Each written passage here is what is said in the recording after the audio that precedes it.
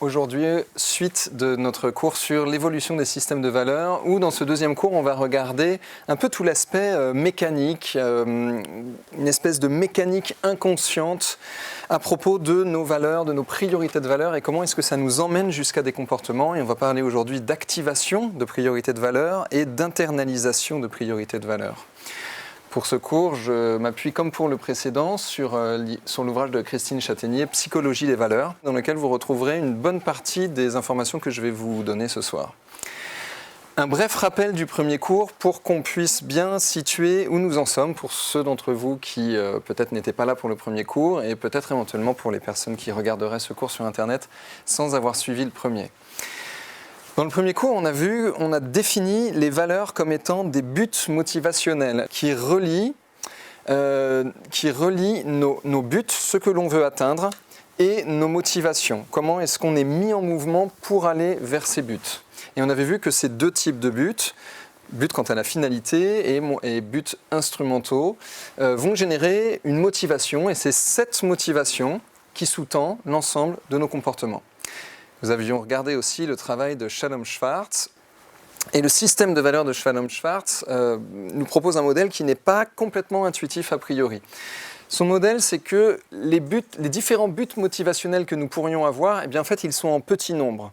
Et ce sont les mêmes pour tout le monde. Et la relation entre ces buts motivationnels est toujours la même pour tout le monde. Pour faire résumé caricatural, il y a des buts qui fonctionnent bien ensemble et il y a des buts qui s'opposent les uns et les autres. Et ce que montre Schwartz, c'est que si nous avons tous les mêmes buts et que les relations entre ces buts sont les mêmes, néanmoins, de manière personnelle, nous n'allons pas leur donner la même priorité et nous n'allons pas les hiérarchiser de la même façon. Enfin, nous avions vu qu'il y a de nombreux facteurs qui corrèlent à ces priorités de valeur. Par exemple, est-ce que le focus dans ma vie est plus sur moi ou est-ce qu'il est plus sur autrui? Par exemple, quel est le rapport à l'anxiété, au bien-être que je perçois dans mon existence, à l'estime de soi, aux traits de personnalité et autres facteurs que nous avions montrés. Voilà un résumé général des points clés que nous avons vus dans le premier cours. Entrons donc dans le deuxième cours, une forme de mécanique inconsciente où nous allons parler ici d'activation de priorité de valeur et d'internalisation de valeur ou d'internalisation de priorité de valeur. Dans une première partie, on va regarder les mécanismes d'activation. Dans une deuxième partie, on va regarder les mécanismes d'internalisation. Et on fera une conclusion pour voir si ces modèles peuvent être interconnectés et nous apprendre certaines choses à propos de la suggestibilité. Et donc, dans un premier temps, on va aller regarder un peu la mécanique de ce qu'on appelle les activations de valeur. Ce qu'on appelle activation, c'est le moment où il va y avoir une relation entre valeur et comportement. Et on dit il y a activation d'une valeur, ou on pourrait dire autrement, on pourrait dire une valeur est activée quand cette valeur influence le comportement. OK pour la définition ? Vous pouvez en avoir d'autres, mais c'est la définition qu'on va utiliser ici ce soir. Si une valeur est activée, alors elle influence le comportement. Et la question clé, c'est, parmi l'ensemble de valeurs que je possède, qui sont hiérarchisées en priorité selon moi, il y a des valeurs qui sont très prioritaires et d'autres qui ne le sont pas du tout. Laquelle de toutes ces valeurs va aboutir en un comportement ? Et on aurait tendance à dire, sûrement celle qui est la plus prioritaire. Et en l'occurrence, non, ce n'est pas nécessairement le cas. Celle qui va aboutir en un comportement, c'est celle qui immédiatement est activée. Donc celle qui précédemment a été activée. Schwartz, en 68, a montré un tout premier modèle sur l'activation des normes et des valeurs, comment les normes et les valeurs déterminent des comportements. Et pour lui, et c'est un point important pour nous, praticiens en hypnose, pour lui, cette activation peut être consciente ou elle peut être non consciente. En 79, Williams prend les études déjà disponibles sur ces questions-là et propose une méta-analyse des relevés qui ont été mesurés sur l'influence des valeurs sur les comportements. Plus proche d'aujourd'hui, Verplanken et Holland, en 2002, vont montrer qu'une valeur n'impacte le comportement que si elle a été activée. Corollaire, si elle n'a pas été activée, elle n'impacte pas le comportement. Et ils vont montrer la façon dont les situations activent des valeurs. Et on va y revenir tout à l'heure. Enfin, Schwartz, en 2006, reprend l'idée que, en effet, les situations activent des valeurs, et s'il s'agit d'une valeur qui est déjà prioritaire et qu'elle est activée, alors son activation va immédiatement induire le comportement. Quelles applications ça nous amène à nous en accompagnement et, pour les spécialistes, en accompagnement hypnotique? Ça va nous montrer que pour déclencher un comportement souhaité, eh bien, il suffit d'implémenter la valeur qui y correspond et de l'activer, puisque, comme nous venons de le voir, l'activation de la valeur va déboucher sur le comportement. Bien sûr, si on le dit comme ça, c'est un peu extrême. Il serait plus prudent de dire l'activation de la valeur va favoriser le comportement. Et en termes de moyens d'accompagnement, eh bien, par exemple, on a l'imagination. Imagine que tu es dans un environnement dans lequel tout le monde porte cette valeur et tout le monde agit de cette manière-là. Non, non, ne cherche pas à comprendre pourquoi, juste imagine cela. Et hop, on est en train, avec l'imagination, d'activer une valeur qui va favoriser un comportement. Quand on est dans des types de rétrocognition, rappelle-toi un moment dans lequel cette valeur est présente partout autour de toi, et bien là aussi, on amorce le comportement qui y est associé. C'est toujours un peu caricatural de le dire comme ça, bien sûr, on ne va pas poser de telles questions à des clients en accompagnement en leur disant « rappelle-toi un souvenir dans lequel ce système de valeurs était actif ». Mais je vous laisse imaginer les questions qu'on pourrait poser. Et puis bien sûr, on a la futurisation. Imagine un futur dans lequel tu incarnes complètement ce but motivationnel, dans lequel il n'y a plus aucun doute pour toi. Cette motivation et ce but que tu t'es fixé, au quotidien, c'est complètement présent, tout le temps pour toi. Qu'est-ce que tu ressens quand tu imagines ça? Nous sommes toujours dans l'imagination, mais nous sommes dans des systèmes de futurisation d'un comportement déjà actif. Ici, nous sommes en train de activer le système de valeurs qui y correspond et au présent, puisque nous faisons cet acte d'imagination, nous favorisons le comportement qui y est associé. Et ce soir, on va beaucoup développer cette idée de futurisation et d'imagination. Dans le cours précédent, on a montré les liens entre valeur, comportement et perception. Or, on peut activer une valeur en la rendant saillante. En la rendant, on pourrait dire saillante, c'est ce qui attire facilement l'attention. Alors c'est déjà un petit peu présent dans les exemples que je vous ai donnés, mais on a différentes études en psychologie sociale qui appuient cette hypothèse. Par exemple, Mayo-Olson, Barg et Barndolar vont montrer que quand une valeur est rendue saillante, alors le comportement associé est favorisé. Et ça peut paraître un peu obscur de le dire comme ça de manière théorique, mais je ne l'ai pas noté ici, mais il y a un papier de Shalom Schwartz où il montre que même quand on fait apparaître le nom d'une valeur dans des mots croisés, alors ça favorise le comportement qui est associé à cette valeur. Et bien sûr, ils l'ont mesuré. Donc voilà, ça peut paraître un peu théorique comme ça, mais on est vraiment dans quelque chose de très concret. Je vous invite bien sûr à aller lire ces études et à aller creuser la question. Pour eux, quand une valeur est rendue saillante, alors le comportement associé est favorisé. Verplanken et Holland, on reparlera de tout à l'heure, montrent que plus une valeur est saillante dans une situation, et plus les comportements associés sont favorisés. Donc on ne serait pas dans un système on-off, mais plutôt dans un système graduel. Et ils montrent que cet effet, il est d'autant plus important pour les valeurs qui vont être beaucoup prioritaires. Nous, on dirait pour les valeurs qui sont identitaires, qui sont liées à l'identité. Eux, ils disent cet effet est d'autant plus important pour les valeurs qui sont liées à la définition de soi, qu'est-ce qui me définit, et qui sont liées à notre identité. Shalom Schwartz, en 2006, a montré que quand il s'agit d'une valeur prioritaire, alors sa saillance l'active et induit le comportement. On l'a déjà dit sur la slide précédente. Mais il y a quand même une limite à ça. Brehm, en 1966, avait montré un mécanisme qu'il avait nommé mécanisme de réactance. Et on pourrait dire, la réactance, c'est le fait que quand on essaye trop de vous pousser dans une direction, à un moment, vous prenez la direction opposée. Quand tout le monde essaye de vous dire « Allez, vas-y, fais-le », il y a un truc qui s'allume à l'intérieur et qui fait « Mais plus tu me pousses, moins j'ai envie ». Et Schwartz a repris cette idée en 1977 et a montré que selon certains facteurs de personnalité particuliers, alors ça va nous renvoyer à ce qu'on avait vu l'autre fois, est-ce qu'on est plutôt en lien avec soi, est-ce qu'on est plutôt en lien avec les autres, est-ce qu'on est plutôt corruptible à l'influence d'autrui et donc peu en lien avec soi, est-ce qu'on est très en lien avec soi et donc moins influençable par le contexte environnant. Donc je ne rentre pas dans le détail parce qu'il aurait fallu beaucoup de temps pour montrer tous les liens de corrélation. Mais Schwartz montre que selon certains facteurs de personnalité ou selon certaines priorités de valeur, eh bien, quand la science devient trop élevée, alors on commence à faire un lien cognitif, c'est-à-dire on commence à voir que les autres nous poussent à aller vers ça, et ça peut donc entraîner le résultat inverse, c'est-à-dire désinduire ou défavoriser le comportement associé à la valeur qui s'active. Alors j'ai fait un petit schéma pour essayer de montrer ce lien entre les valeurs et la science des valeurs dans une situation. On pourrait dire à un niveau assez simple que la science des valeurs active ces valeurs et donc que ces valeurs favorisent les comportements. Jusqu'ici, ça vous paraît clair ? Ah, tant mieux parce que c'est ce que je viens de prendre un peu de temps pour l'expliquer. Et on va voir que ça va vite boucler. Ces valeurs, nous l'avons vu dans le cours précédent, ces valeurs, elles orientent la perception.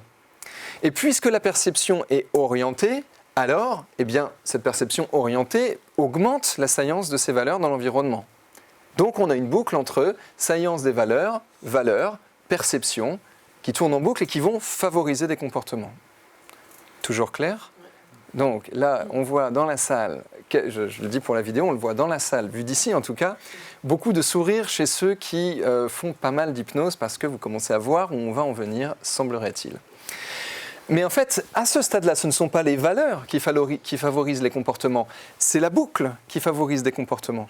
C'est le fait que rendre les valeurs saillantes fait qu'elles s'activent, donc on les perçoit plus dans l'environnement, donc elles deviennent d'autant plus saillantes, et cela favorise les comportements. Et là, on revient au cours que nous avons vu l'année dernière sur la suggestion et sur la suggestibilité. Ici, nous avons du priming. Voilà pour une première boucle. Alors, quelle implication ça a pour nous en accompagnement ? Eh bien sûr, ça va avoir une forte implication pour nos mécanismes d'anticipation et de futurisation. Prenons un exemple. Si je fais voir la présence d'une valeur, imaginons que je fasse voir la présence d'une valeur dans le futur et que je me dise, par exemple, dans le futur, j'aimerais bien qu'il y ait plus de la valeur stimulation. Pour rappel, la valeur stimulation, c'est le fait de percevoir une vie excitante, d'avoir beaucoup d'enthousiasme à la vie, etc. Si quelqu'un me pose la question et me dit « Imagine que dans le futur, c'est déjà comme ça, qu'est-ce que tu vois ?» Mon imagination va répondre à cela. Et là, nous avons fait tout un module de cours il y a 2 ans sur le fait que l'imagination est agente à cet endroit-là. L'imagination, par association libre, va répondre à cela. Et à ce moment-là, l'accompagnant est en train de me faire voir dans ce futur la présence de la valeur comme cause du résultat souhaité, mais il va aussi me faire voir la présence de la valeur comme conséquence du résultat souhaité. Et nous retrouvons ici une boucle entre valeur et comportement par un système de science. Il est toujours présent sur le schéma en dessous. De la même manière, en hypnose, on utilise ce type d'imagination pour générer du comportement. Et on pourrait se demander, mais en quoi le fait d'imaginer ce comportement va l'induire et va lui permettre de se mettre en place en dehors de la séance, en dehors de l'imagination ? Eh bien ici, ça commence à nous donner quelques pistes qui pourraient nous faire voir la partie imagination de l'hypnose comme un entraînement virtuel, mais qui a des conséquences réelles, un entraînement virtuel à augmenter la science de la valeur, du but motivationnel. Et le fait d'augmenter cette science, eh bien, comme nous l'avons vu, ça va favoriser la mise en place réelle des comportements par activation des valeurs. Donc à ce stade-là, imagination et réel, comme nous l'avions proposé dans le cours sur l'imaginal, commence à avoir des intrications qui sont peut-être au-delà de la notion du vrai, du faux, etc. Est-ce que ça va jusqu'ici ? Well. Un autre point à propos du lien entre valeur et comportement, c'est le fait de rendre conscient des processus qui sont inconscients. Ce sont des choses que nous faisons régulièrement en hypnose, par exemple avec les fameuses ratifications. Et ça va nous amener sur la notion de lien cognitif. L'idée, c'est qu'un comportement personnel est sous-tendu par une valeur qui a été activée. C'est ce que j'ai proposé dans les 20 premières minutes de ce cours. Toujours clair pour cette idée-là ? Ok, un comportement personnel, s'il est généré, c'est parce qu'il est sous-tendu par une valeur qui est activée. Et ce qu'on appelle présence d'un lien cognitif, c'est le fait que l'individu, il a conscience qu'il y a une relation entre comportement et valeur activée. Il sait, pendant qu'il est en train de le faire, que s'il le fait, c'est parce que la valeur est activée à cet endroit-là. Prenons un exemple, vous retrouvez des amis de longue date, vous retrouvez par exemple vos amis du collège, du lycée, de l'université, et vous êtes certainement avec eux dans un pattern comportemental assez différent de celui que vous avez dans votre vie de famille ou par exemple dans votre vie au travail. Ce n'est qu'un exemple, c'est peut-être pas vrai pour tout le monde, je ne sais pas. Quand vous arrivez dans ce milieu social, il y a un ensemble de valeurs qui est présent entre vous et vos amis du collège, lycée, université. Toujours OK ? Et à ce moment-là, peut-être que vous allez vous dire « mais j'ai quand même un comportement un peu ado quand je suis avec ces gars et ces filles-là ». Et à ce moment-là, vous allez avoir un lien cognitif. Même si vous n'en êtes pas complètement conscient, vous savez que vous agissez comme ça parce qu'il y a ce système de valeurs qui vous unit, qui vous emmène dans cette direction-là. Il y a la présence d'un lien cognitif. Clair ? Ce qui va nous intéresser, nous, c'est quand il n'y a pas la présence d'un lien cognitif. Quand il y a absence de lien cognitif, l'individu n'a absolument pas conscience du fait que s'il a ce comportement, c'est parce qu'une valeur a été activée. Et là, je crois qu'on commence à s'approcher de tout le champ de la suggestion. Le fait que l'individu ne se rend pas compte que sa réponse comportementale a été amorcée par l'activation d'une valeur. Mayo et ses collaborateurs, en 2001, montrent que plus il y a de liens cognitifs entre la valeur et le comportement associé, et moins les effets de science vont influencer les comportements. Alors, je vous la refais dans l'autre sens. Moins il y a de liens cognitifs entre les valeurs et les comportements, moins on se rend compte que nos comportements ont été activés par des valeurs particulières, et plus les effets de science, le fait que des valeurs soient présentes dans l'environnement, vont influencer nos comportements. Et c'est logique. Moins on se rend compte que ça vient d'une influence externe, et plus ça nous agit sans qu'on s'en rende compte. Ça paraît assez logique vu comme ça. Ici, on pourrait se dire, mais pourquoi est-ce qu'on nous raconte ça en fait ? On le savait déjà. Oui, intuitivement, on le sait. Mais Mayo et ses collaborateurs, ils n'ont pas simplement posé un modèle théorique. Ils ont utilisé un ensemble d'outils pour mesurer le fait qu'on peut bien voir cela apparaître sur différents types de populations, dans différents types de contextes. Les implications en accompagnement me semblent assez logiques et évidentes. Si on veut augmenter la résistance à l'influence des contextes, vous savez, pour les gens qui disent « j'arrive pas à trouver mon identité, à chaque fois que je change d'endroit, je me sens complètement différent, je ne sais plus qui je suis ». Donc, si on veut augmenter la résistance à l'influence des contextes, eh bien, il suffit tout simplement de faire apparaître le lien cognitif. Puisque, quand le lien cognitif est présent, les effets de science des contextes vont moins influencer les comportements. Alors, c'est une implication en accompagnement. Je suppose que vous en imaginez déjà d'autres. En 1968, Schwartz avait déjà montré cela. Vous voyez, hein, en 68, on est une bonne trentaine d'années avant le travail de Mayo et de ses collaborateurs, qui se sont aussi appuyés sur Schwartz. En 68, Schwartz avait déjà montré que la connaissance, le fait d'avoir conscience, d'une part des conséquences des comportements sur autrui, et d'autre part des valeurs activées qui favorisent ces comportements, eh bien ça va influencer la qualité de nos relations. Celle-là, vous pouvez la reprendre et la reprendre. C'est relativement fin, finalement. Le lien entre la présence des valeurs, leur science dans l'environnement, le fait qu'elles sont activées. Mais si on a conscience qu'elles sont activées, ça agit moins sur nos comportements. Si on n'a pas conscience qu'elles sont activées, ça agit plus, ça influe plus sur nos comportements. Bon voilà, j'allais repartir pour un tour, mais je crois qu'on a fait déjà bien le tour de cette idée-là. Bien sûr, le contexte influence l'activation des valeurs.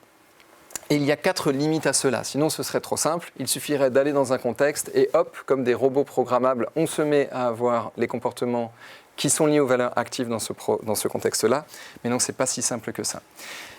4 limites à l'activation des valeurs. La conformation aux normes sociales.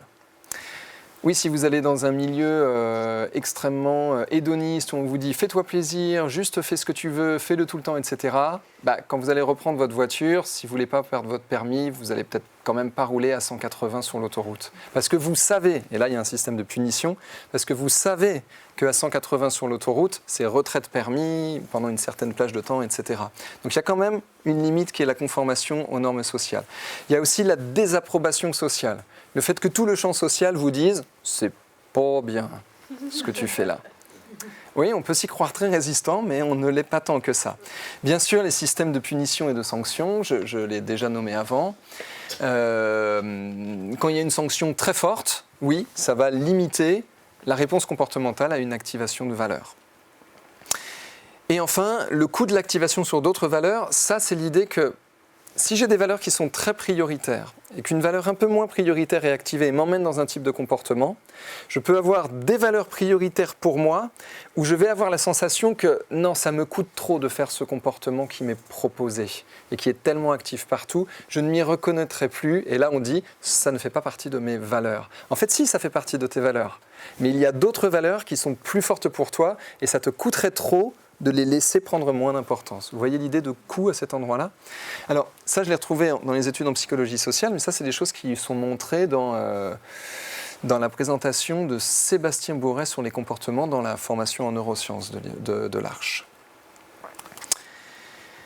Et il y a une influence particulière dans les contextes qui va beaucoup nous emmener dans des comportements particuliers, c'est ce qu'on appelle les pressions normatives. Et je voulais prendre un petit temps ce soir pour montrer un peu comment ça marche, les pressions normatives. C'est très simple, les pressions normatives, c'est l'influence des normes sociales sur votre comportement. Prenons un exemple extrêmement simple, hein. Même si vous êtes extrêmement hédoniste, vous êtes tous venus habillés. Et là, on voit l'influence des normes sociales sur notre comportement, puisqu'il y a d'autres endroits de la planète où on peut se réunir sans habit, et ça ne pose pas spécialement de problème. Williams, en 1979, avait déjà montré que les normes sociales ne vont pas seulement influencer nos comportements, elles ne vont pas seulement dicter nos comportements, mais elles vont influencer la relation entre les valeurs et les comportements. Et je n'aurai pas le temps de préciser ça aujourd'hui, mais l'article de Williams en 1979 est vraiment extrêmement intéressant. Je vous invite, pour ceux qui veulent voir plus en détail ces mécanismes, à le lire. C'est un article qu'on trouve dans un ouvrage et vous avez la référence dans la bibliographie. Bardi et Schwartz, en 2003, montrent que, en effet, les individus tendent à se conformer aux normes sociales, même si ces normes sociales, elles sont opposées à leurs priorités de valeur. Et là, c'est fort. On peut avoir des priorités de valeur qui nous sont personnelles, mais si la pression sociale est suffisamment forte, alors nos valeurs prioritaires n'aboutiront pas sur des comportements. Et bon, j'avais fait une digression sur le ça et le surmoi, mais on ne va pas y revenir encore ce soir. De la même façon, plus un comportement correspond à la norme sociale, et moins il y a de correspondance entre le comportement et les valeurs personnelles. Clair pour cette deuxième idée? Donc je vous ai fait là aussi un petit schéma. En bas, on a nos valeurs qui favorisent les comportements. Et on a montré tout à l'heure qu'en plus, ça peut les rendre saillantes et que la saillance va venir doper et activer encore plus les valeurs, etc. Mais si on reste sur un truc simple, les valeurs favorisent les comportements. Et les pressions normatives, c'est comme quelque chose qui ne vient pas seulement favoriser les comportements, mais qui va aussi inhiber l'impact possible des valeurs qui nous sont personnelles sur nos comportements. Donc les pressions normatives, généralement, on les comprend avec la flèche qui est sur... C'est quoi? C'est la droite pour vous? La flèche qui est sur votre droite. On a tendance à dire, bah oui, en fait, plus on nous fout la pression dans un milieu social avec une grosse norme, et plus ça nous fait avoir le comportement qu'on est censé avoir parce que on s'y conforme. Oui, ça on le comprend bien, mais on voit moins le fait que les pressions normatives vont inhiber l'impact possible de nos valeurs sur nos comportements. Et là, on est sur un rouage vraiment intéressant entre ce qui vient de l'extérieur, ce qui vient de mes valeurs personnelles, et comment les deux se mettent un peu en lutte pour aboutir sur un comportement. Les implications en accompagnement, elles me semblent un peu évidentes. Pour les gens qui sont pris dans ce genre de tension, on va pouvoir faire une régulation du conflit qui est inconscient pour les clients entre leurs valeurs personnelles prioritaires et les pressions normatives. Comment réguler ce conflit? Eh bien, on en a déjà parlé avant, je ne vais pas donner trop de pistes, on est plus là pour donner de la théorie que pour donner des solutions, mais par exemple en rendant des choses plus saillantes et moins saillantes dans l'imaginaire, par exemple. Ce n'est qu'une possibilité. Pour continuer sur quelques points de vue sur l'influence du contexte, Max Snyder, en 1974, dans un article que je trouve extrêmement intéressant à creuser, il propose un concept qu'il appelle le self-monitoring. Et self-monitoring, on pourrait dire le verbe en anglais monitor, on pourrait le traduire par le fait de surveiller, le fait de contrôler, le fait de tenir compte de, prendre acte qu'il y a quelque chose. Voilà, vous avez un peu 4 types de traductions. En gros, le self-monitoring, c'est la tendance à surveiller, contrôler différentes choses à propos de nous. C'est la façon de surveiller et contrôler comment on se présente aux autres, de surveiller et contrôler notre expression comportementale devant autrui, et de surveiller et contrôler la façon dont on montre de manière non verbale nos réalités affectives, nos émotions, quoi. Donc, s'il y a beaucoup de self-monitoring, vous contrôlez beaucoup la façon dont vous vous présentez à autrui, vous contrôlez l'expression de vos comportements et l'expression de vos émotions. Et si vous avez un faible self-monitoring, eh bien, vous vous en foutez un peu en fait, de la façon dont vous vous présentez à autrui. Vous montrez vos comportements sans vous demander quoi que ce soit à ce sujet, ça sort librement et tout le monde voit bien vos démonstrations émotionnelles et vos changements émotionnels. Ça vous paraît clair cette idée ? Déjà, vous pouvez vous repérer. Est-ce que vous pensez être un high monitor ou un low monitor ? Je vous laisse. Pour ceux que je connais, j'ai une petite idée. Mais le plus important, c'est qu'est-ce que ça nous amène par rapport au lien entre valeur et comportement. Si vous êtes un low self-monitor, alors vous vous contrôlez peu. Ce n'est ni positif ni négatif, hein. C'est juste factuellement. Vous contrôlez peu la façon dont vous vous présentez aux autres, comment vous montrez vos comportements, comment vous exprimez vos émotions, etc. Donc, la sensibilité aux comportements qui sont attendus par l'environnement, elle est faible, puisque à l'extrême, vous vous en foutez complètement en fait, de ce qu'on attend de vous dans un certain comportement. Donc, votre adaptation sociale et votre adaptation aux différents milieux sociaux, elle est faible aussi. Mais la consistance, jour après jour, mois après mois, épisode après épisode, la consistance entre vos valeurs et vos comportements, elle est très forte. Puisque vous n'êtes pas, entre guillemets, corruptible aux différents environnements. A l'inverse, si vous êtes des high self-monitors, je préférais ne pas traduire ça et je n'en ai pas trouvé de traduction satisfaisante. Vous contrôlez beaucoup la façon dont vous vous présentez à autrui, vous contrôlez beaucoup l'expression de vos comportements et vous êtes assez peu démonstratif sur vos émotions, puisque vous en contrôlez l'expression. Toujours clair ? Donc, votre adaptation sociale, elle est forte, parce que vous êtes très en lien avec l'environnement externe et comment est-ce qu'il requiert quelque chose de vous. Puisque vous pouvez le contrôler, vous pouvez vous y adapter de manière facile. Vous n'êtes pas obligé de le faire, mais vous pouvez le faire de manière facile.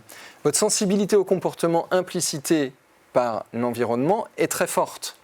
Mais la consistance entre vos valeurs et vos comportements est faible. Et vous pourriez vous retrouver dans des situations de vous dire moi j'ai l'impression de bien gérer mes émotions et mes expressions comportementales, mais pourtant j'ai l'impression d'être une girouette. Je passe d'un milieu à l'autre et j'ai l'impression de ne pas être la même personne. Donc nos implications en accompagnement vont être très bien pour les thématiques de type « j'aimerais être moi-même ». Je n'arrive pas à trouver qui je suis. Oui, bien sûr, je sais m'adapter aux autres, je trouve que c'est une grande force, je trouve d'ailleurs ça très important de savoir le faire. Bah oui, mais je n'arrive pas à trouver ma vraie identité. Là, ça va demander un peu de régulation. Par exemple, aussi pour les personnes qui vous disent « j'aimerais être cohérent ». Voilà, je ne me trouve pas cohérent, un coup c'est comme ça, un coup c'est comme ça, et puis je vois que ça boue à l'intérieur, même si les autres ne le voient pas. Là, on trouve typiquement des extrêmes de self-monitoring. Ou encore, à l'inverse, j'aimerais savoir m'adapter.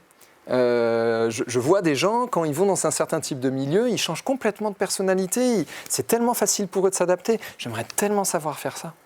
Donc évidemment, pour ces types de thématiques, nous aurions ici des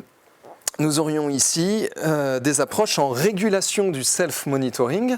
Vous voyez, hein, on n'a pas du tout la même chose en termes d'adaptation sociale ou en termes de consistance valeur-comportement. En gros, de la régulation entre valeur, comportement et environnement.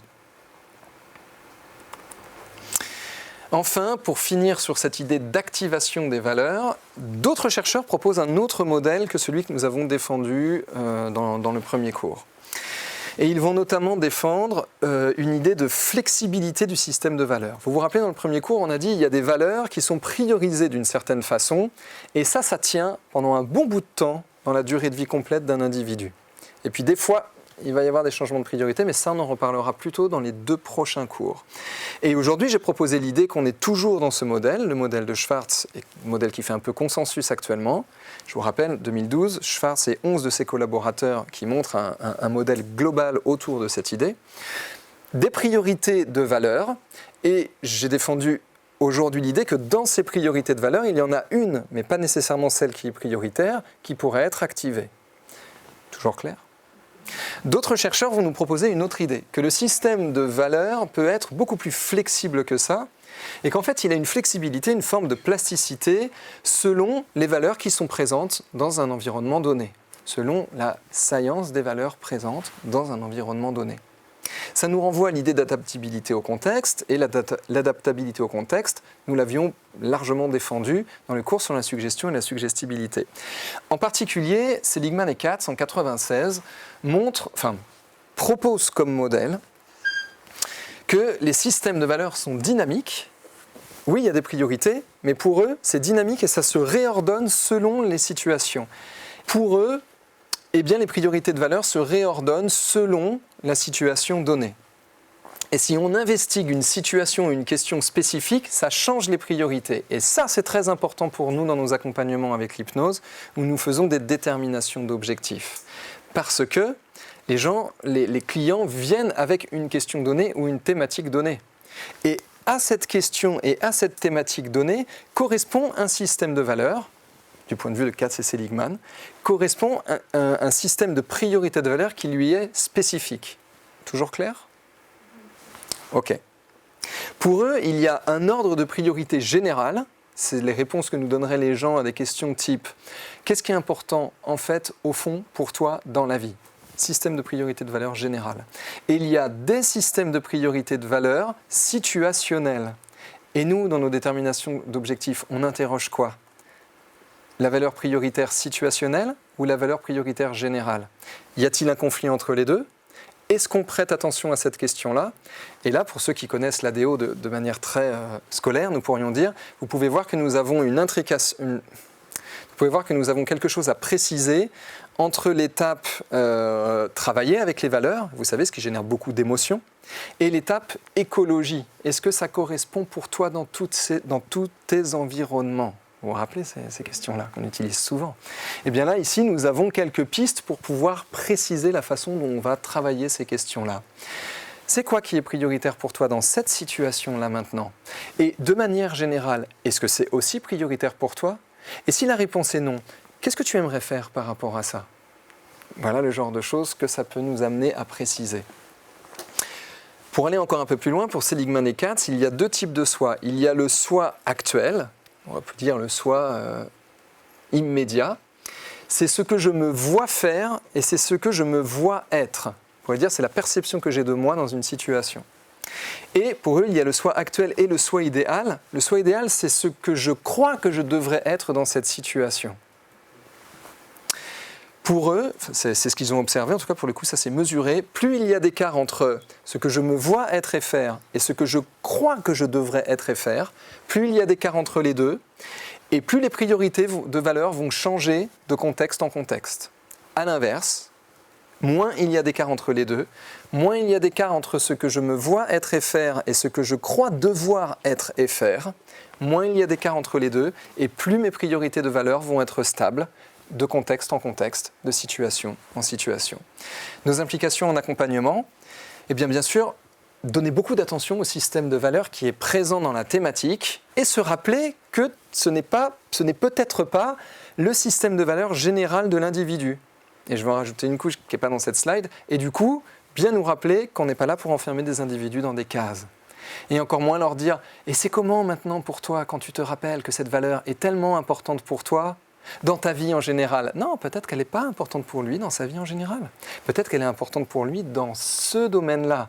Et là, on peut se rappeler pourquoi c'est important de ne pas faire des projections. Parce que si on commence à croire qu'elle est prioritaire dans sa vie en général, on pourrait commencer à suggérer des choses pour renforcer cette priorité de valeur dans sa vie en général. Et si on le suggère avec de l'imagination et de l'hypnose, ça la rend saillante, et là on va bouger son système de valeur générale, là où il voulait bouger, un système de valeur situationnel. Et là, grande responsabilité. Autre implication en accompagnement, l'importance de la futurisation. Vous savez, comment il est ce toi du futur qui a déjà réalisé ce comportement ? Eh bien sûr, ça va dépendre si c'est un soi du futur général avec des thématiques très identitaires. Je ne sais plus qui je suis et j'ai besoin d'un accompagnement pour avancer et me retrouver. Ou des thématiques très contextuelles, situationnelles. J'ai ce comportement que je voudrais lâcher et ce comportement que je voudrais acquérir. Voilà quelques points de vue pour l'activation des valeurs.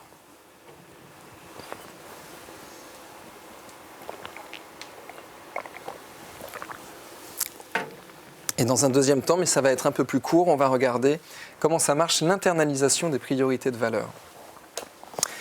L'idée clé sur l'internalisation des priorités de valeur, l'idée clé, elle nous vient de Piaget. Encore. Piaget, pionnier dans le domaine, qui montre dès le début des années 30 que les jugements moraux, lui il ne parlait pas de valeur, les jugements de moraux, ils s'acquièrent dans les processus de socialisation. Et on va développer ça après. Deuxième grande idée, il y a plusieurs processus qui vont permettre l'internalisation des priorités de valeur. Et l'internalisation, c'est quand on passe d'une motivation qui est externe, qui est dictée par l'environnement, à une motivation qui est interne, où je vais dire, mais si je fais ça, c'est parce que moi, je veux faire ça. Ma motivation est interne. Ce n'est pas l'environnement qui me demande de faire ça. Je fais ça parce que à moi, ça me semble juste et prioritaire de le faire. L'internalisation, c'est le fait de passer d'une motivation externe à une motivation interne. Clair pour ce concept ? C'est la définition qu'on va utiliser dans la suite de cette présentation. Et on va voir que quand on internalise des priorités de valeur, eh ben on va attribuer l'origine des comportements à nous-mêmes. Et si quelqu'un nous dit pourquoi tu fais ça, je vais dire parce que j'ai envie de le faire, parce que c'est moi qui le fais. Et si on demande t'as pas l'impression qu'on t'a influencé de l'extérieur, on va dire non. Ah bah non, pas du tout. On va attribuer l'origine des comportements à nous-mêmes. Donc c'est parti. En 83, Hoffman propose un modèle sur la façon dont notre mémoire fonctionne, notamment quand l'éducation parentale va promouvoir des valeurs. Promouvoir des valeurs en disant celles-là, elles sont bien, et du coup, laisser des valeurs de côté en disant elles sont moins bien. Vous connaissez cette histoire. La mécanique de Hoffman, elle est assez simple. On a un conditionnement social pour réagir d'une certaine façon à des événements. Et ce conditionnement, il est fait avec une charge émotionnelle. Pas bien ça. Oh, ça c'est bien. Vous voyez ? Une bonne charge émotionnelle. Et là, le modèle de Hoffman nous montre qu'il y a deux types de mémoire qui vont traiter ça. Les deux sont des types de mémoire à long terme. Il y a une mémoire épisodique qui va traiter les événements et leur contexte. Qu'est-ce qui s'est passé ? Quel ton de voix, quelle couleur de pièce, etc. Mémoire épisodique. Et puis il y a un autre type de mémoire, c'est la mémoire sémantique qui, elle, va traiter les significations et les informations. Bonus, traiter les significations et les informations était un des points clés de ce dont nous avons parlé sur l'imaginal. Et on referme la parenthèse bonus. Deux types de mémoire. Épisodique qui va traiter les événements et les contextes. Sémantique qui va traiter la signification et les informations. Or, la mémoire épisodique, c'est une mémoire à long terme qui est assez superficielle et qui va vite se dégrader dans le temps. Alors que la mémoire sémantique, elle, c'est une mémorisation qui est plus profonde, qui est à plus long terme. Et si vous voulez en savoir plus sur le fonctionnement des différentes mémoires, je vous renvoie à nouveau au cours de neurosciences de l'Arche, où nous avons un des plus grands spécialistes internationaux de la mémoire, qui se trouve être francophone, qui a donné un cours de peut-être 4 ou 5 heures sur le fonctionnement détaillé des différents types de mémoire. On a donc la mémoire épisodique qui va garder les événements et leur contexte. Mais elle n'est pas très fiable, en fait, cette mémoire-là. Et vous savez, quand on est deux amis et on reparle des vacances d'il y a 3 ans, les contextes et les détails, on n'est pas très clair. Par contre, l'événement où il y a eu une grosse charge émotionnelle, on se rappelle bien de l'intensité émotionnelle qu'on a vécue. La mémoire sémantique va garder toute la charge affective qui est liée au comportement. Et elle va être dissociée de Ok, je la refais. La mémoire sémantique, elle va garder la charge émotionnelle qui est liée à l'acquisition d'une réponse comportementale à une valeur proposée. Elle va être dissociée de la mémoire épisodique qui garde les souvenirs et les contextes. Et quand ça aura été suffisamment répété, on va dire « Oh bah oui, mais ce type de valeur, ce type de comportement et la charge émotionnelle qui va avec, ça vient de moi. » Et les contextes d'où ça a été hérité vont sembler avoir disparu. Alors là, on a des implications importantes pour les protocoles dits en redirection d'histoire de vie, qui, rappelons-le, viennent des modèles théoriques de Stanislav Grof avec sa théorie des condensés d'expérience, les COEX. On a aussi des enjeux sur tout le travail en régression et en différenciation, revenir au point d'origine d'une histoire et se différencier du point d'origine d'une histoire. Donc tout le travail sur les dissociations, par exemple la façon dont des phobies ont été encodées, charge affective, contexte, okay. Contexte, le support qui redéclenche la charge affective qui y est liée, on peut les dissocier. Et puis de manière générale, tout ce qui va toucher à la désidentification. Alors, regardons maintenant un peu plus en détail différents modèles qui nous montrent comment on passe d'une motivation interne à une motivation externe. Il y a différents processus qui vont permettre cela. Dès 1961, Kellman avait montré 3 types de processus. Il y a 3 choses qui peuvent nous faire internaliser des valeurs. Il y a 3 types de processus qui peuvent générer du comportement. Le premier, c'est la soumission. Donc, j'ai une sanction très très forte pour toi, je te retire ton permis et tu auras une amende extrêmement lourde. Voilà. Et là, il y a un effet de soumission. Ouais, ok, je vais rouler en dessous de la limite. Je vais peut-être rouler en dessous de la limite. Vous savez, il y a 2 limites. Il y en a une où on perd que quelques points et un peu d'argent. Il y en a une où on perd tous les points et beaucoup d'argent. Et on voit des gens qui font ça. Je vais rouler juste à la 2e limite. Là, on voit l'effet de la sanction et les mécanismes de soumission. Là, la motivation est très externe. 2e niveau, l'identification. Il observait en 61 que ce qu'il appelle identification, c'est quand les gens se conforment à un comportement demandé, quand il y a la présence du demandeur. Mais quand il n'y a plus la présence du demandeur, ils ne s'y conforment plus. Typiquement, des enfants avec des parents qui disent « tu ne tapes pas sur ton petit camarade ». En présence des parents, on ne tape pas le petit camarade. Et quand les parents l'ont tourné, on lui en colle une. Vous voyez je ne sais pas ce que j'ai fait, mais ça a fait rire quelques personnes ici. Et enfin, 3e étape, l'internalisation. Alors, ce n'est pas des étapes séquentielles, hein, c'est plutôt des étapes pour aller de très externe à très interne. L'internalisation, c'est ce qui nous intéresse donc ce soir, c'est quand on se conforme au comportement demandé en toute situation, sans lien avec des gratifications ou des punitions. Et là, du coup, on se met à le faire par nous-mêmes. L'individu est convaincu du bien fondé de la valeur et il attribue le comportement de la valeur et il attribue le comportement et l'origine du comportement à lui-même. Plus récemment, 30 ans plus tard, Deci et Ryan, en 91, vont distinguer 4 niveaux progressifs du processus d'internalisation. Tout d'abord, une régulation par l'externe, où le comportement il est motivé par les demandes qu'on nous fait. Dans un 2e temps, la régulation devient introjectée. On introjecte la régulation de l'externe. Et là, on commence à adopter par nous-mêmes les régulations qui, avant, nous étaient imposées par autrui. Étape supplémentaire, de plus en plus interne, la régulation vient par identification. Le comportement qui nous est demandé, il nous semble conforme à une valeur qui est importante pour nous. Vous voyez, c'était des comportements, et on commence à se dire que ces comportements qu'on fait par nous-mêmes en se régulant nous-mêmes, on se dit, tiens, ces comportements, ils correspondent à un truc qui est vraiment important pour moi dans mes motivations et dans mes buts dans la vie. Voilà comment on commence à internaliser cette valeur. Dernière étape, intégration complète de la valeur par identification. Le comportement provient tout simplement de notre système de valeurs. Le système de valeurs est suffisamment fort pour que la valeur étant prioritaire, elle s'active et le comportement en découle. Alors, j'ai essayé de le dire le plus clairement possible, mais vous pouvez reprendre cette slide, ou pour ceux qui regardent sur Internet, vous pouvez reprendre cette explication dans les 2 dernières minutes. Vous voyez, c'est insidieux, hein, comment on est passé d'un comportement proposé par l'externe, et ce n'est pas le comportement qu'on a acquis. C'est la valeur qui sous-tend le comportement qui a été acquise et qui a pris en priorité. Vous voyez ? Super. Nos implications encore en accompagnement, eh bien, créer des changements de comportement par des internalisations de valeurs, situationnelles si besoin ou générales si besoin. Alors, nous, ici à l'Arche, en tout cas, c'est quelque chose qu'on connaît bien, puisqu'on lie toujours les changements de comportement aux valeurs souhaitées qui les sous-tendent. Pour des thématiques de type affirmation de soi, résistance aux pressions externes, on pourrait aller chercher à quel moment de ce processus on a introjecté un comportement et sa régulation tellement fort que ça a bougé notre système de valeurs. Et avec des systèmes de régression, on peut revenir en arrière et défaire les liens qui nous ne correspondent pas. Enfin, hypothétiquement en tout cas. Par futurisation aussi.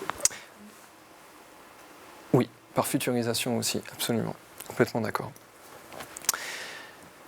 On revient un peu en arrière dans le temps. Kolbe et Kohlberg, en 1987, montrent des stades du développement moral. Je ne vais pas vous les donner tous les 6, mais... Si, en fait, je vais vous les donner tous les 6.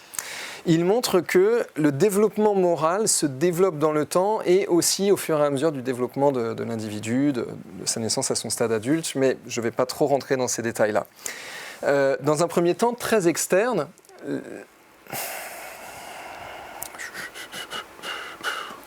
Dans un premier temps, très externe, les jugements moraux, l'évaluation morale des comportements vient des punitions et des récompenses. On est déclenché par les punitions et les récompenses possibles. Dans un deuxième temps, on observe la règle du donnant-donnant. Si tu ne me fais pas ce truc-là, moi je ne te le fais pas. Et le jugement moral est à cet endroit-là. Ensuite, ça commence à s'internaliser un petit peu. On commence à être sensible aux inhibitions par les pressions normatives. Pour ceux qui éduquent des enfants, on sait qu'avant un certain âge, ça ne marche pas. Par exemple, on a les pressions du conjoint. « Oh, tu vas quand même pas rouler à cette vitesse-là, c'est dangereux. » Vous voyez ? Pression du conjoint. Ensuite, on va avoir des inhibitions par les règles sociales. Le conjoint dit rien, mais on se dit « quand même, le radar, mon permis, j'en ai besoin pour conduire, je vais me conformer aux règles sociales. » C'est de plus en plus interne. Le 5e stade, c'est d'adhérer librement aux règles sociales. Et là, on conduit et on se dit, c'est quand même important de respecter les limites de vitesse parce que 3 petits points. Et le dernier stade, où c'est complètement interne, là, c'est au-delà de tout ça. C'est les principes philosophiques généraux. Je m'applique à moi-même le fait de respecter le code de la route parce que je pense que c'est un bon moyen de montrer l'exemple aux autres automobilistes. Et ça, c'est un principe important. Philosophiquement, je pense qu'on doit incarner nos valeurs, vous voyez. C'est même pas la valeur elle-même, c'est le fait de l'incarner qui est encore plus important que cela. Nos implications en accompagnement, où se situe l'individu dans ces différents stades quand il a un conflit entre valeurs, comportement et environnement social externe. Et y a-t-il besoin de le faire changer de stade pour que son développement moral, sur une question donnée, puisse évoluer. Un cas un peu plus spécifique en accompagnement, les comportements désirés par la personne sont-ils inhibés? Et s'ils sont inhibés, par quoi sont-ils inhibés? Donc là, on serait dans les stades 3 et 4. Est-ce qu'il y a une inhibition qui vient de pression normative ou de grandes règles sociales qui crée une impossibilité de réaliser le comportement? Et si c'est le cas, là, on a un vrai travail à faire sur les valeurs et sur le développement moral et sur le rapport à l'environnement. Et l'écologie, oui. Alors, puisqu'on en est arrivé à ces questions-là, c'est pour cette raison-là que je voulais développer les 6 points précédents. Bien sûr, dans l'enfance, les attitudes parentales vont avoir un impact sur l'internalisation. Par exemple, Rowan et Zana, en 1996, ont montré que, c'est plus ou moins, oui, que moins les parents sont autoritaires et plus ça favorise la transmission de valeurs. L'inverse, plus les parents sont autoritaires et plus l'individu ne va pas suivre les valeurs qui sont proposées. Ils ont aussi montré que plus les parents sont vécus comme réceptifs, ça ne veut pas dire qu'ils le sont, ça veut dire qu'ils sont vécus comme réceptifs, plus les parents sont vécus comme réceptifs et plus ça favorise la transmission de valeurs. Autrement dit, la formule magique, si vous voulez transmettre des valeurs à des enfants, c'est pas trop autoritaire et bien réceptif. Et là aussi, on se dit, tiens, intuitivement, ça nous rappelle quelque chose qui nous parle. Mais là, vous pouvez aller voir ces études et vous pouvez les regarder comment ils nous ont montré ces choses-là. Implication en accompagnement, eh bien, en fonction pour les gens qui veulent incarner leurs propres valeurs et moins suivre les valeurs qu'ils ont héritées, on va encore se méfier de ce qui est bien, de ce qui est mal, de ce qui est positif, négatif. Ici, on n'est pas dans ces considérations-là. Pour, par exemple, des personnes qui voudraient plus trouver leurs propres valeurs, qu'elles soient conformes à celles qu'ils ont héritées ou qu'elles ne soient pas conformes à celles qu'ils ont héritées, eh bien, on peut aller travailler sur des régressions, des expériences dialogiques, des techniques de reparentage, etc. Donc je ne vais pas développer plus. Deci et collaborateurs, en 1994, montrent qu'il y a 3 types de conduite parentale qui favorisent l'internalisation. Le temps qui est accordé à montrer des valeurs et à les associer à des comportements. La structure d'éducation, donc notamment est-ce que les conséquences des comportements sont expliquées ou est-ce qu'ils ne sont pas expliqués. Quand les conséquences des comportements sont expliquées, les valeurs sont mieux transmises. Et enfin, l'autonomie, le fait d'encourager les enfants à l'initiative et de ne pas émettre de jugement sur les expériences qu'ils vont faire et les propres conclusions qu'ils vont en obtenir.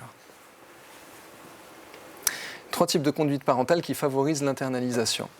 Et on pourrait se dire, mais en quoi est-ce que ça nous intéresse, nous, parce que finalement, on n'est pas vraiment dans ce type d'accompagnement qui est régressif, qui s'intéresse à comment c'était pour toi, papa, maman, etc. Mais d'une part, peut-être que des fois on y touche un peu. Et d'autre part, ce qu'on observe, c'est que les individus adultes ont toujours les schémas d'acquisition des comportements et des valeurs qu'ils avaient étant enfants. Et du coup, ce qui fonctionne pour les enfants fonctionne aussi pour les adultes. Ce qui veut dire qu'à partir de maintenant, ce cours pourrait être vu comme un traité de manipulation. Donc prêtez bien attention à ce que vous pourriez en faire. Deci et collaborateurs, en 1994, vont montrer que s'il y a un raisonnement, ça empêche d'inférer qu'il y a eu une influence externe.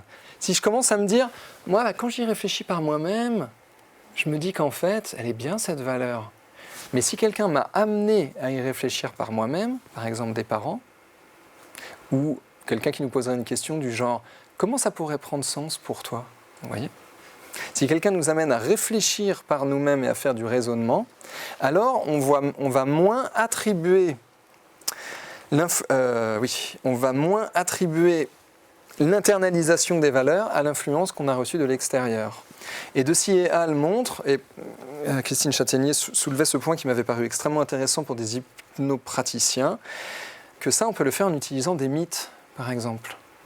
Vous balancez un mythe, un conte, une métaphore, et après vous rajoutez « je ne sais pas comment ça peut prendre sens pour toi ». Vous voyez ? Là, il va y avoir un raisonnement, et si la métaphore est quand même extrêmement inductive sur un type de valeur plutôt qu'un autre, eh bien, on a planqué le fait qu'on était en train de passer une influence externe sur un individu. Ici, ça peut nous intéresser en tant qu'hypnopraticien, puis dans le milieu de l'accompagnement en général, pour tout ce qu'on a développé les années précédentes en hypnologie sur la question de l'herméneutique, dont on a parlé à propos de l'imaginal et dont on a reparlé à propos de la suggestibilité. En gros, l'idée de l'herméneutique, c'est comment est-ce que j'y attribue du sens à cela. Voilà, et si vous voulez en savoir plus, vous pouvez retourner sur les cours des années précédentes. Enfin, mais je crois que je l'ai déjà dit, Hoffman en 2000 remontre que l'explication des conséquences des actes favorise l'internalisation. Pour ceux qui aiment bien travailler avec des protocoles hypnotiques de type double futurisation, imagine 2 futurs, un où il y a ce comportement que tu es venu chercher et un où il ne sera jamais là. Et va dans ces futurs-là. Eh bien, ce type de protocole peut permettre à la personne d'obtenir pour elle-même un aperçu des conséquences possibles ou du moins imaginables des comportements, et cela va favoriser l'internalisation des valeurs qui, comme vous le savez, vont favoriser elles-mêmes les comportements associés. Ça la rend saillante. Comment ? Ça la rend saillante. Et ça rend les valeurs saillantes, oui. Comment tu anticipes sur la conclusion de mon cours. Et ça me va très bien. Et on va aller de plus en plus loin dans les mécanismes de manipulation dans ce cours.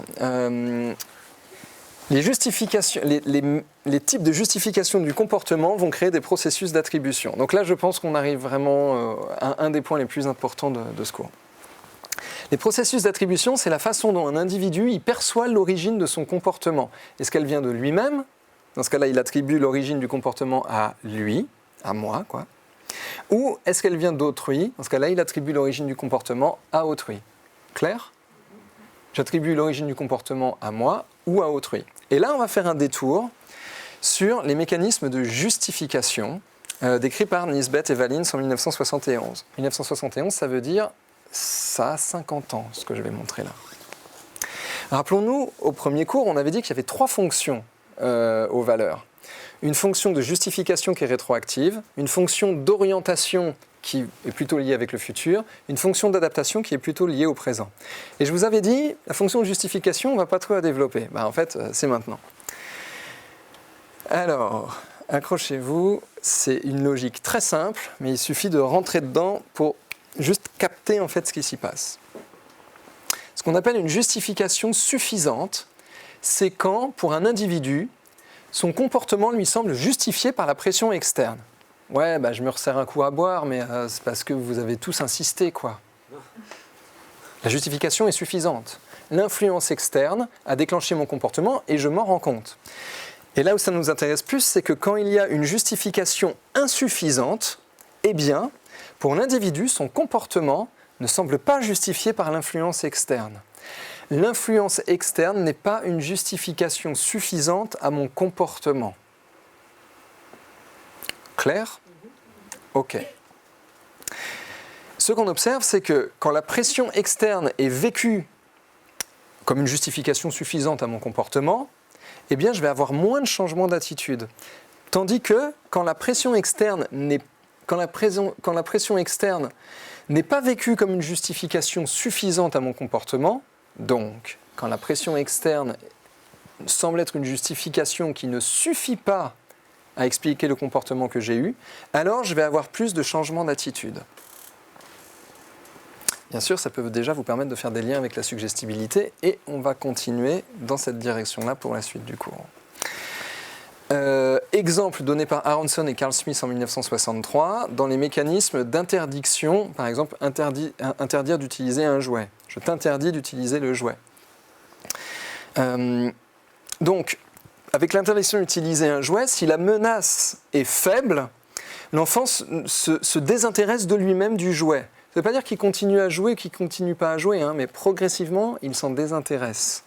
Et on voit que la justification est insuffisante. La menace était faible. Par les mécanismes mémoriels, il va oublier progressivement qu'on l'a juste un peu menacé. Ça vous fait pas rire, ces histoires de... Ça te fait rire que Clément et moi, ces menaces suffisamment faibles pour qu'elles soient oubliées, quoi.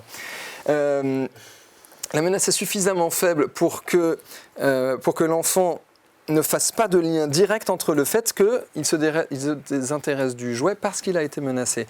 Mais si la menace est forte et si elle est trop forte, d'une part, il fait le lien entre arrêter le comportement avec le jouet, donc s'en désintéresser, et la menace qu'il y a eu lieu. Mais d'autre part, il ne change pas d'intérêt pour le jouet. Quand on dit il ne change pas d'intérêt, ça veut dire qu'il garde le même comportement que le groupe contrôle qui n'a reçu aucune menace. Vous voyez ? Donc, en gros, si tu veux que ton gamin change de comportement, menace-le pas trop fort, quoi. Et ça nous fait rire, mais c'est pourtant comme ça que ça marche. Et pas qu'avec des enfants, aussi avec nous adultes, puisque nos mécanismes d'acquisition des comportements et des valeurs sont de même nature. Alors, sur la slide d'avant, on a vu 2 choses. On a vu les mécanismes de justification et on a vu aussi les mécanismes d'attribution. Donc, je reviens sur les mécanismes d'attribution. Je vais attribuer le comportement à moi-même parce que je perçois que l'origine de ce comportement, elle vient de moi. Les mécanismes de justification, j'ai l'impression que mon comportement ne peut pas se réduire à être justifié par l'influence externe que j'ai reçue. Et les 2 mécanismes, justification insuffisante et attribution du comportement à moi-même, vont se mettre en conjonction pour nous faire internaliser des valeurs. En gros, nous sommes dans un cours de lavage de cerveau, quoi. Marrant parce que le lavage de cerveau, les gens l'attendent toujours à propos plutôt de l'hypnose, de manière populaire, alors que là, on est quand même dans le comportementalisme du quotidien. Bref. Alors, sur la base de ces 2 processus d'attribution et processus de justification, suffisante ou insuffisante, Grussac, en 1999, va montrer que pour faire passer des valeurs, il faut donc que l'influence externe soit objectivement suffisante, quand même un minimum, mais psychologiquement, il faut qu'elle soit insuffisante. Clair ? Super. Et bien sûr, ce faisant, les mécanismes de justification et d'attribution vont participer à faire internaliser des valeurs. Et ça va nous refaire faire un détour par la notion de dissonance cognitive, qui n'est pas toujours très bien compris. Je crois qu'on n'a jamais exposé la théorie de la dissonance cognitive en hypnologie, et comme ça pourrait prendre quelques heures, aujourd'hui on va le faire en 2-3 minutes, et puis je pense que les prochaines années on pourra ramener ça. Quand il y a une justification insuffisante, je vous rappelle, justification insuffisante, ça veut dire j'ai ce comportement, mais ça ne vient pas que de l'externe, ça vient aussi de moi, clairement, quoi. Quand il y a justification insuffisante, je vais avoir un comportement, mais je vais être en dissonance cognitive. Et la dissonance cognitive, c'est le moment où j'ai deux cognitions qui ne devraient pas marcher en même temps. Par exemple, des avis personnels et des comportements. C'est l'exemple de ce soir. Mais ça marche avec tous les types de cognitions. Quand il y a dissonance cognitive, c'est ce qu'avait montré Festinger en 1954, ça ne date pas d'hier. Quand il y a dissonance cognitive, l'individu va modifier une de ses cognitions pour que les deux cognitions fonctionnent ensemble. Autrement dit, il va s'auto-manipuler, souvent de manière rétroactive, pour garder l'impression qu'il est cohérent avec lui-même et qu'il est cohérent avec l'externe. On remonte au paragraphe d'au-dessus. Quand il y a justification insuffisante, alors on est pris dans une dissonance cognitive. Et il y a toujours une espèce de réflexe à essayer de réduire les dissonances cognitives. Ça va donc se passer en 3 étapes. Pour réduire la dissonance cognitive, on va attribuer le comportement, qui vient de l'externe mais on ne s'en rend pas compte, on va l'attribuer à des processus internes et à des motivations internes. Clair ? C'est le processus d'attribution. On va ajuster nos motivations et nos valeurs préalables, parce que ces valeurs, il fallait bien que je les ai avant pour qu'elles déclenchent le comportement que je viens d'avoir. Elles ne viennent pas du futur, ces valeurs. Ça, c'est le processus de justification. Mais ce faisant, on va aussi, pour pouvoir rester cohérent, ajuster nos motivations et nos valeurs futures. Et ça, c'est la fonction d'orientation. Et là, on vient de voir comment internaliser un système de valeurs en influençant un individu d'une manière suffisamment subtile pour qu'il ne puisse pas se rendre compte que ce comportement a été amorcé, primé par l'extérieur, et donc il va devoir s'ajuster, ajuster son système de valeurs antérieur, et ce faisant, il ajuste son système de valeurs ultérieur, qui devient son nouveau système de valeurs. Tu ne veux pas nous le faire avec une petite histoire, par exemple ? Après, il y a des schémas, et on va le refaire encore. Avec un exemple, je vais voir. Parce que le problème, c'est que des fois, quand j'improvise les exemples, des fois je m'embourbe. Donc, on va voir. Avant d'aller vers ça, mais je vais voir, Marie, on va voir si on peut faire ça. Nos implications dans l'accompagnement, là, je l'ai fait en une ligne. Je ne vais pas pouvoir le décrire à quel point c'est puissant, mais c'est l'impact inouï, on pourrait dire, des protocoles dits de redirection d'histoire de vie et des mécanismes de futurisation. Et je ne vais pas m'y étendre. La conclusion de Greussec, donc, en passant par Festinger, en passant par Nisbet et Valins et en passant par les processus d'attribution, donc vous voyez, là on est quand même c'est quand même assez lourd comme mécanisme. La conclusion de Greussec, 99, c'est donc que les valeurs s'internalisent donc par une création de liens cognitifs. Je vais créer à l'intérieur de moi un lien logique entre le comportement que j'ai eu, qui vient d'une influence externe, et des justifications, et donc des systèmes de valeurs personnels. Et d'autre part, ça crée une boucle entre comportement et valeurs. Alors, avant de montrer la boucle, je vais essayer de donner un exemple à ta demande, Marie, qui est une demande qui me semble totalement légitime, à vrai dire. Alors, je prends le même exemple que tout à l'heure. Oui, ok, je vais reprendre un coup à boire parce que vous avez tous insisté. Là, la justification est suffisante. J'accepte d'avoir ce comportement, mais je vois bien que c'est vous qui me l'avez demandé. Imaginons maintenant que quelqu'un nous fasse, par exemple, quelques suggestions, du genre « Oh, tu sais, il y a des fois des gens qui se laissent aller, surtout quand ça tombe le jour où ils n'ont pas pris leur voiture. Il y a des gens qui se disent que c'est dommage de ne pas en profiter, mais fais ce que tu veux. » Suggestion, évidente. En plus, on a invalidé le fait qu'on influençait en disant « Non, non, fais juste ce que tu veux, je te disais juste ça comme ça. » Je l'ai fait en une phrase que j'ai improvisée. Mais on pourrait en improviser des dizaines, et là, ça commencerait à faire un bon priming. Rappelez-vous, pas trop. Sinon, la justification devient suffisante et ça fait de la réactance. Est-ce que pour le début de l'exemple, vous êtes OK ? Je vais donc à un moment me dire « Oh, mais en fait, ce soir, je devrais peut-être m'amuser un peu plus que d'habitude, merde. » Vous voyez ? Et en fait, ça a été primé. Je vais donc aller reprendre le verre. Je vais attribuer ce comportement à des motivations internes. Processus d'attribution, ouais, c'est moi qui ai décidé de reprendre ce verre. Première étape, processus d'attribution. Deuxième étape, processus de justification. Mais pourquoi tu reprends des verres comme ça ce soir? Mais parce que la liberté, c'est cool, bordel. Vous voyez? Même bourré, ça va aller chercher un système de justification. Et qu'est-ce qui va se passer les jours d'après? Cette valeur a été activée. Et il me paraît cohérent, pour rester cohérent avec moi-même, que ben oui, ce soir-là, j'ai décidé ça par moi-même. Et ça m'a paru important dans mon système de valeurs, de m'accorder cela à moi-même et de passer ça prioritaire un peu plus que d'habitude. Et les jours d'après, j'ai besoin de rester en cohérence avec moi-même. Et je ne dis pas que c'est automatique, ce n'est pas une baguette magique, mais ça va favoriser, dans le futur, un ajustement de mes motivations et de mes valeurs pour que cette situation soit cohérente avec les situations ultérieures. En un épisode... Et d'ailleurs, personne n'a mesuré ce que je vais dire, donc là, je vais spéculer. En un épisode, je ne pense pas que ça suffise. Mais si on le répète, et on le répète, et on le répète, et on le répète, ou si on le fait dans un contexte où la suggestibilité a été extrêmement forte, qu'on le voit ou qu'on ne le voit pas, hypnose, rituel, etc., etc., alors ça peut fortement influencer les systèmes de valeurs futures. Est-ce que l'exemple était clair? Charge émotionnelle aussi. Et la charge émotionnelle, et tout ce qu'on a vu tout à l'heure. Une boucle entre comportement et valeur. Alors la boucle est assez simple. Hein. On a le comportement que j'ai eu moi-même. Et je ne vois pas en fait le lien cognitif entre le comportement que j'ai eu et la pression externe.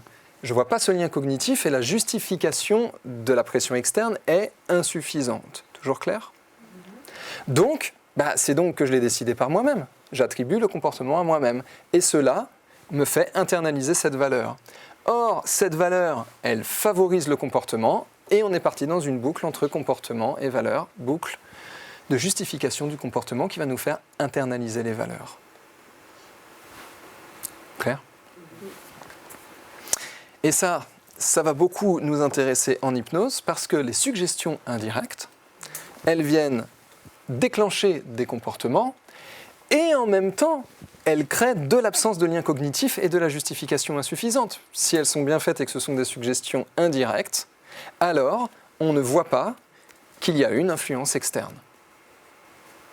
Et là, vous pouvez mettre ça en lien avec le cours qu'on a fait l'année dernière sur la suggestion et la suggestibilité. On arrive à peu près au point d'orgue de ce cours. Les suggestions indirectes induisent des comportements avec justification insuffisante, je reprécise ce terme, avec justification de la pression externe comme ayant déclenché ce comportement insuffisante. Cette justification est insuffisante. Donc les suggestions indirectes, elles vont favoriser l'internalisation de priorités de valeur, et l'internalisation de priorités de valeur, ça conduit à des comportements. Et ceci est une explication possible de l'immense impact de l'hypnose sur les changements de comportement. Alors, on a vu que j'avais mis de la prudence.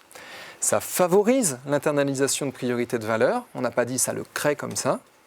Et c'est une explication possible de l'impact de l'hypnose sur les changements de comportement. Mais il se trouve qu'aujourd'hui, en 2018, on ne sait toujours pas pourquoi l'hypnose a un tel impact sur les changements de comportement. Ce que j'ai observé dans ces recherches, c'est que, aujourd'hui, en 2018, personne en psychologie sociale n'a encore commencé à faire des recherches sur le lien entre le domaine de la suggestibilité que nous avons présenté l'année dernière et le domaine des priorités de valeur que nous avons présenté cette année. Ma conclusion va donc en faveur d'un rapprochement entre valeur et suggestibilité. Et on a montré deux schémas aujourd'hui, je vais vous montrer comment ils fonctionnent l'un avec l'autre. Il y a des comportements d'autrui, il y a des comportements de moi, et on sait bien que tout ça, ça a un lien avec la suggestibilité. Vous êtes d'accord? Mais on ne sait pas comment ça marche. Alors dans un premier temps, on voit qu'il y a des boucles. Ça, on l'a vu tout à l'heure. Le comportement d'autrui va rendre certaines valeurs saillantes. Et quand elles sont saillantes, ça active des valeurs qui orientent ma perception. Et ça fait une boucle. Et on l'a vu tout à l'heure, cette boucle, elle favorise mes comportements à moi. Vous étiez d'accord tout à l'heure sur ce schéma, donc toujours clair pour tout le monde? On reste cohérent. On reste cohérent. Sinon, dissonance cognitive. Et par ailleurs, nous avons vu dans la deuxième partie du cours que mes comportements à moi, S'il n'y a pas de lien cognitif qui puisse me permettre de percevoir qu'ils ont été influencés par l'extérieur, alors je vais les attribuer à moi-même et cela me permet d'internaliser des valeurs qui favorisent mes comportements à moi. Et là, les deux schémas se rencontrent. Et là, on a les comportements d'autrui par une boucle de science qui vont favoriser mes comportements et mes propres comportements par une boucle de justification de mes comportements vont favoriser l'internalisation des valeurs. Et là, voilà comment les comportements d'autrui, en passant par mes comportements, me permettent d'acquérir un système de valeurs et qu'ils deviennent miens. Clair ? Ah oui, j'ai oublié un lien, comme ça en remet une couche. Bien sûr que cette internalisation de mes valeurs, elle va orienter ma perception, puisque, eh bien, ça permet à mes valeurs de devenir saillantes.